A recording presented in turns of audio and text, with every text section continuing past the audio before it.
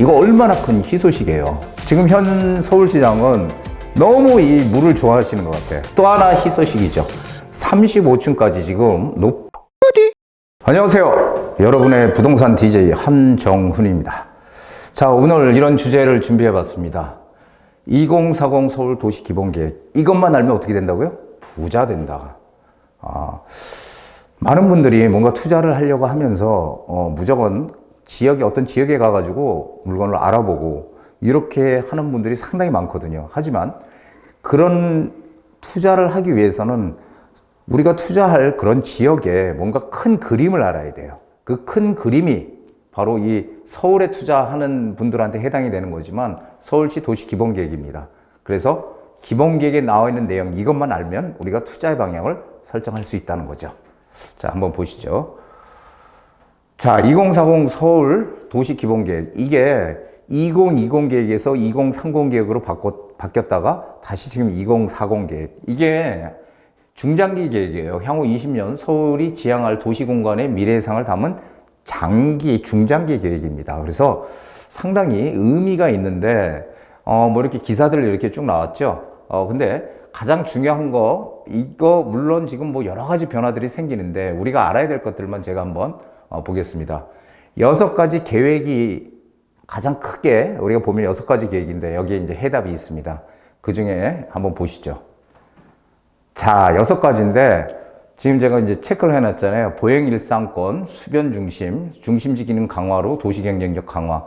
5번까지는 그래도 우리 부동산 투자에 영향을 주는 그런 내용들인데 사실 미래교통 인프라 확충은 이건 별로 우리가 기대할 건 아닌 것 같아요. 이거는 언젠가는 되겠지만은 시간이 너무 많이 걸린다는 거죠. 그래서 한번 하나하나 좀 살펴보도록 하죠. 간단하게. 자, 보행 일상권 도입이라는 겁니다. 이거 상당히 중요합니다. 이게 뭐냐면은 도보 30분 이내에 우리가 걸어 다니면서 주거와 그 다음에 일자리 그리고 상업시설들이 모여 있는 한마디로 이 복합된 단지, 하나의 복합 단지를 만들겠다. 그래서 생활권, 보행 일상 생활권을 도입하겠다. 이게 어떤 의미를 가지고 계신지 아세요? 이게 정말 중요한 의미를 가지고 있는데, 자, 주거 밀집 지역들 많잖아요. 우리 노원구 가도 그렇고 일자리 하나도 없어. 그냥 오로지 아파트 단지로만 구성이 돼 있어요. 이런 단지들 어떻게 된다고요? 큰 폭의 변화가 생길 거라는 거예요. 1순위로. 왜? 일자리 없잖아. 그렇죠? 완전 베드타운이거든요. 그러면 그런 데들이 앞으로 이렇게 주거, 일자리, 상업 공간이 같이 채워지는 이런 지역들로 바뀐다는 겁니다. 이거 얼마나 큰 희소식이에요, 사실. 그리고 또 하나 우리가 생각해 봐야 될 게, 그렇다면은 도보 30분 이내 보행권이라고 하는 것이 뭘 기준으로 할 것인가라는 거거든요. 그게 바로 지하철의 기준이 될 수밖에 없다는 거예요. 즉, 지하철 주변이 앞으로 어마어마한 변화가 시작된다. 제가 예전에 역세권 개발, 역세권이 중요하다 이런 얘기 정말 많이 드렸는데 그게 이제 비로소 실현이 되는 것 같습니다. 역세권 투자 가치가 극대화될 거다. 보행 일상권 도입에서 우리가 알아야 될 거는 주거 밀집 지역들이 앞으로 여러 가지 복합 기능들이 들어와서 일자리 상업 공간 이런 게 들어와서 복합 개발이 된다. 그렇기 때문에 우선 수혜지가 될 거다라는 거 하고요. 그리고 어디를 중심으로 된다? 역세권 중심으로 진행이 될 거다. 이걸 알아두시면 됩니다. 자, 두 번째 보면요. 수변 중심 공간 재편. 지금 현 서울시장은 너무 이 물을 좋아하시는 것 같아요. 물을. 그래서 항상 이 물 중심의 공간 재편 얘기를 예전에도 많이 했죠. 자, 저는 서울에서 태어났지만 서울에 61개 하천이 있다는 건 처음 알았습니다. 사실. 하천 등 물길과 수변의 잠재력을 이끌어내는 도시공간 재편하겠다 이렇게 되어 있는데, 자, 보시면은 지금 이렇게 나눠져 있어요. 소하천, 4대 지천, 뭐 홍제천, 중랑천, 뭐 안양천, 뭐 이런 것들 있잖아요. 탄천도 있고. 그래서 이게 4대 지천인데 소하천은 너무 많으니까요. 소하천 지류는 수변, 테라스, 카페, 쉼터, 공연 활동 등 수변 친화 생활 공간을 조성하겠다. 뭔가 크진 않지만 뭔가 변화가 생긴다는 거죠. 4대 지천, 제가 조금 전에 말씀드렸던 명소를 조성하고 조성 및 배후 주거지와 접근성을 높이겠다. 배후 주거지와 접근성을 높여서 수변을 활성화하겠다. 이거 상당히 호재가 될 것 같죠. 이 근처 변화가 좀 더 크게 생기는 거죠. 자, 마지막으로 세 번째 한강입니다. 한강은 업무, 상업, 관광 중심으로 자리매김한다. 특히 여의도 및 압구정 정비사업 연계. 한강변이 앞으로 커다란 중심이 될 거다. 우리 오세훈 전에 시장 할 때 알잖아요. 그렇죠. 한강 르네상스 프로젝트. 이런 얘기 많이 했죠. 자, 그럼 우리는 여기서 뭐를 끌어내야 되느냐라는 겁니다. 무엇을? 여기서 우리가 생각해 봐야 될 거는, 자, 한강이 일단 투자 1순위이구나. 그리고 두 번째, 4대천. 4대 지천. 그게 두 번째구나. 그리고 소하천. 이런 데들이 세 번째 투자처다. 그러면 여기에 가장 큰 이슈는 뭐예요? 변화입니다. 변화가 생긴다는 거예요. 변화가 생기게 되면은 가격은 오른다. 변화의 크기가 가격에 우리가 이익을 내는 크기다. 변화가 작게 생기면 이게 작게 나는 거고, 크게 생기면 이게 크게 난다. 그렇죠? 이거 정말 중요합니다. 그래서 향후 압구정 및 여의도 잠실, 그리고 동서울터미널 인근, 그리고 한강 주변의 인프라 정비 사업을 서울시 차원에서 진행하겠다는 거예요. 서울시 차원에서 주도로. 한강변의 주택의 가치가 어떻게 될까요? 앞으로 극대화될 것이다. 제가 예전부터 한강변의 가치에 대해서 정말 많이 말씀을 드렸는데, 선진국들의 부자들은 다 한강변에 산다. 그리고 집값들은 다 비싸다. 이런 얘기를 많이 했죠. 자, 이렇게 지금 바뀐다는 거 우리가 꼭 아셔야 될 가장 중요한 그런 내용입니다. 자, 세 번째, 중심지 기능을 강화해서 도시 경쟁력을 강화하겠다. 우리 서울이라는 곳은 도시 경쟁력이 상당히 예전에는 10위권에 들던 10위 정도 됐던 그런 도시인데 2012년도를 기점으로 해서 이 서울의 도시 경쟁력이 떨어졌다는 거죠. 점점 떨어지고 있다. 그래서 도시의 경쟁력을 키우겠다. 이런 얘기입니다.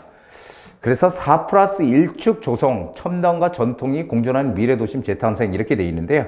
4축은 이렇게 돼 있어요. 국가중심축, 역사문화관광축, 남북녹지축, 복합문화축 이렇게 4축으로 본래 2030 계획에서도 도시기본계획이 돼 있었는데 여기 하나를 추가했어요. 4+1 해가지고 이거는 전부 남북으로 이렇게 축이 연결이 돼 있는데 이건 지금 동서로 연결이 돼 있죠. 그래서 여기 보면은 어디에요? 뭐 세운지구로부터 인사동, 명동, 광화문, 시청 완전히 그 한 도심이죠.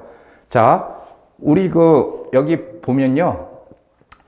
기존 중심지 체계는 유지하되, 기존 중심지 체계가 뭐냐면 3도심, 7부도심, 12지역 중심 이렇게 돼 있어요. 그래서 3도심이라고 하는 거는 서울 도심, 여의도, 강남이거든요. 여기를 중심으로 기능을 고도화해서 서울의 글로벌 도시 경쟁력을 강화하겠다. 예전에 어떻게 돼 있었어요? 3도심 하면은 여의도, 강남은 분명히 이 개발이 될 것 같은데 이게 영등포죠. 영등포에 여의도 동이 있습니다. 영등포. 자, 이게 분명히 되는데 서울 도심은 뭘로 돼 있냐면은 보존으로 돼 있었어요. 보존. 왜냐하면 한양 도성이 있기 때문에. 그래서 보존으로 돼 있었는데 이제는 어떻게 한다? 이제는 높이 규제를 좀 풀겠다. 그리고 인센티브를 줘서 용적률을 상향시켜서 뭔가 도심에 좀 고층 건물들이 가게끔 하겠다. 그러면 이제 이 도심도 이렇게 쭉 동서로 연결되어 있는 도심 축도 이제 개발 가능성이 상당히 커졌다는 겁니다. 왜냐하면은 항상 뭐 남산이 있고 그러니까 고도 제한 같은 게 있잖아요. 그래서 높이 짓지도 못하고 개발하기가 어려웠는데 이제 앞으로는 개발 가능성이 점점 커져서 이렇게 과거하고는 완전히 틀려졌다는 겁니다. 결국 무슨 얘기예요? 서울 도심의 경우 과거 정책은 보존 중심 정책이었다면 이제는 어떻게 된다? 개발로 바꾸겠다. 상당히 중요하죠. 자, 네 번째 한번 보시죠. 경직된 도시계획 대전환. 자, 이게 무슨 얘기인가? 이렇게 보시면은 우리가 보통 여태까지 용도 지역제라는 걸 썼어요. 용도 지역제. 용도 지역은 뭐예요? 주거 지역, 상업 지역, 공업 지역, 녹지 지역 해가지고선 주거 지역엔 주거 용도에 관한 것들만 들어오고 상업 용도에 관한 거는 상업 지역에 들어와라. 절대 주거 지역에 상업 지역이 들어오면 안 돼. 이렇게 돼 있었잖아요. 그래서 이렇게 용도 지역을 이렇게 나눠 놨는데 그래서 이제 그때는 획일적인 용적률 제한, 층수 제한 이런 게 있었는데 앞으로는 주거 업무 상업 기능 구분을 없이 한 곳에다 몰아넣겠다는 거야. 아까 첫 번째 얘기했던 복합 개발하고도 상당히 연관이 돼 있죠. 그래서 복합 도시를 공간을 창출하겠다, 복합 개발하겠다는 겁니다. 한마디로 이제 용도 지역제를 없애고 그러면은 어떻게 될까요? 그러면 이제 주거 지역들, 아까 얘기 드렸던 것 같이 주거 지역에 상업, 업무 시설들, 문화 공간까지 같이 들어오는 이제 이런 형태의 이게 참 선진국들의 맞는 방향이죠. 맞는 방향인데 여태까지 우리는 좀 경직돼 있었다. 또 하나 희소식이죠. 35층까지 지금 높이 규제를 해왔잖아요. 서울시에서. 근데 이걸 지금 50층까지 이번에 완화를 했죠. 그래서 50층까지 질 수 있게 하겠다. 이러면 사업성도 좋지만 상당히 멋진 아파트들이 등장하겠죠. 그래서 스카이라인을 유연하고 정상적으로 진행하겠다. 그렇다고 무조건 다 50층까지 다 올리겠다는 거 아니잖아요. 이렇게 높은 것도 있고 낮은 것도 있고 이렇게 스카이라인을 유연하게 하겠다라는 얘기죠. 과거 우리 한강 르네상스 프로젝트 지역 이게 어떤 의미냐면요. 한강변에 낡은 아파트들이 아닌 이 단독주택이나 빌라 밀집 지역들이 있는데 그 단독 빌라 밀집 지역들을 개발을 하겠다라고 했던 거죠. 그래서 그때 50층까지 뭐 하겠다라고 했던 건데 이런 지역 중에서 빌라 단독주택 밀집 지역 그 여기가 이제 대표적으로 합정동, 망원동, 양평동, 당산동, 자양동, 성수동 이런 곳이었잖아요. 이런 데들. 근데 성수동은 지금 어떻게 돼 있어요? 이제는 넘사벽이 됐습니다. 이제는 막 20억이 확 넘어가서 빌라들이 물건도 없지만 이제 들어가기 어려운 거죠. 참 그렇습니다. 이게 참 시간이 지나 보면은 결국 제가 얘기했던 것들이 맞네 이렇게 생각들이 되지만 당장 이런 얘기들이 나오면은 이게 될까 이렇게 생각하잖아요. 그렇죠? 자, 지상철도 지하화 이건 뭐 늘상 나오는 얘기예요. 선거 때 되면은 늘상 나오는 얘기고 2호선 지하를 이렇게 좀 생각해 본 적도 많습니다. 이렇게 뭐 해서 예전에 지상구간 지하화를 하겠다. 이게 돈이 엄청 많이 들어가는 사업이죠. 그래서 사실은 검토를 2015년도에도 했는데 이 타당성 문제죠. 그러니까 한마디로 사업성이 있느냐 없느냐. 사업성이 그런 것 때문에 결국 이제 아직까지 실패한 그런 내용입니다. 그래서 서울에 뭐 이렇게 차량 기지도 많고 한데 이것들 지하로 넣겠다라는 건 상당히 긍정적이죠. 그렇다면은 가형 부지가 어떤 방식으로, 왜냐면 지하로 들어가면 그 위에 가형 부지가 생길 거 아니에요. 그러면 그런 가형 부지들은 공원이나 뭐 문화공간, 상업시설, 뭐 그리고 거기다 주택도 질 수 있고 이렇게 다양한 용도로 활용할 수 있겠지만 이것은 조금 미정이다. 여태까지 계속 선거 때만 되면 나왔던 얘기고 실제로 도시 기본 계획에는 들어가 있지가 않습니다. 그래서 이거는 조금 우리가 생각을 해봐야 될 것 같고, 자, 미래교통 인프라 확충 이렇게 보면은 뭐 자율주행차, 뭐 서울 도시망공 교통 뭐 이렇게 말들이 좀 어렵습니다. 그래서 광역형, 지역형, 근린형으로 개발한다고 하는데 이거는 사실은 뭐 미래 얘기죠. 우리랑 별로 상관이 없는. 그래서 이거는 그냥 지나가고요. 자, 그렇다면은 우리는 어떻게 해야 될까요? 지금 조금 전에도 말했듯이 수변 근처가 투자처입니다. 이제 한강변이 가장 우선이겠죠.